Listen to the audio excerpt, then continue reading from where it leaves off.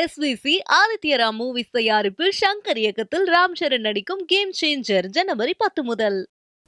திருநெல்வேலி மாவட்டம் பாளையங்கோட்டையில் உள்ள டாஸ்மாக் கடைகளில் குறைந்த விலை மதுபானங்களுக்கு தட்டுப்பாடு நிலவுவதாக மது பிரியர்கள் தெரிவித்துள்ளனர். இது குறித்த கூடுதல் தகவல்களை நமது செய்தியாளர் ஆல்வினிடம் கேட்கலாம். ஆல்வின், எந்த மாதிரியான வகையான மதுபானங்களுக்கு தட்டுப்பாடு ஏற்பட்டிருக்கிறது?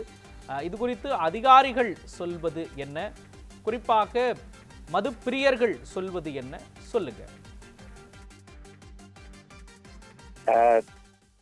தமிழகத்தில் நண்பகல் 12 மணிக்கு மதுக்கடைகள் திறக்கப்படும். அப்படி திறக்கின்ற போது மது பிரியர்கள் தங்களுக்கு தேவையான மதுக்களை வாங்குவது வாடிக்கையான ஒன்று. ஆனால் தற்போதைய நிலையில திருநெல்வேலி மாவட்டம், திருநெல்வேலி தென்காசி அந்த ஒருங்கிணைந்த மாவட்டத்துல ஏறத்தாழ ஒரு 141 மதுக்கடைகள் இருக்கிறது.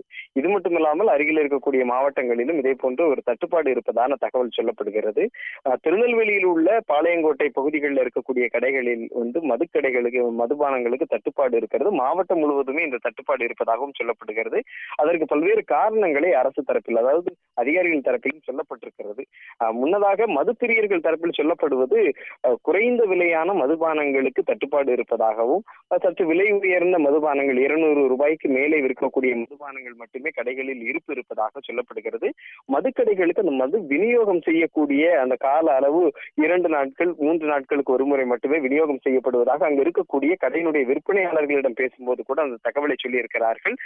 அப்படியாக இருக்கக்கூடிய நிலையில் அந்த விநியோகத்தில் ஏற்பட்டிருக்கக்கூடிய தொய்வின் காரணமாக மதுக்கடைகள்ல மதுபானங்களுக்கான தட்டுப்பாடு, அந்த வரத்து குறைவு காரணமான தட்டுப்பாடு இருப்பதாகவும் சொல்லப்படுகிறது. அது மதுப்பிரியர்களுக்கு ஒரு அதிருப்தி இருக்கிறது.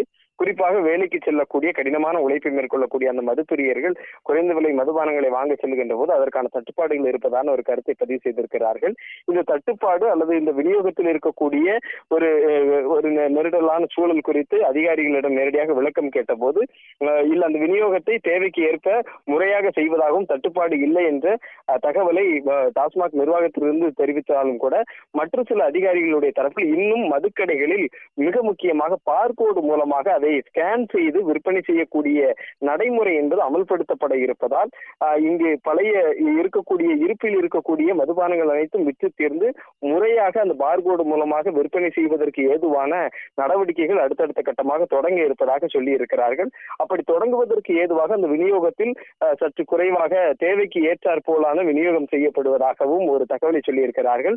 பார்கோடு மூலமாக மதுக்கடைகளில் மதுகளை விற்பனை செய்வதற்கு தேவையான பயிற்சிகள், அதற்கான உபகரணங்களை எல்லா கடைகளுக்கும், அனைத்து மதுக்கடைகளுக்கும் விநியோகம் செய்யக்கூடிய பணிகள் என்பதும் விரைவில் துவங்கும் என்றும் எதிர்பார்க்கப்படுகிறது. இது போன்ற ஒரு சூழலில் தான் மதுக்கடைகளில் அந்த குறைந்த விலைக்கான மதுபானங்களுக்கான தட்டுப்பாடு இருக்கிறது.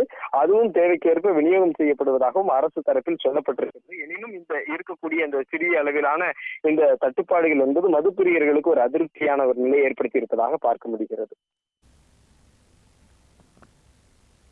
விவரங்களை வழங்கியதற்காக நன்றி அல்வின்.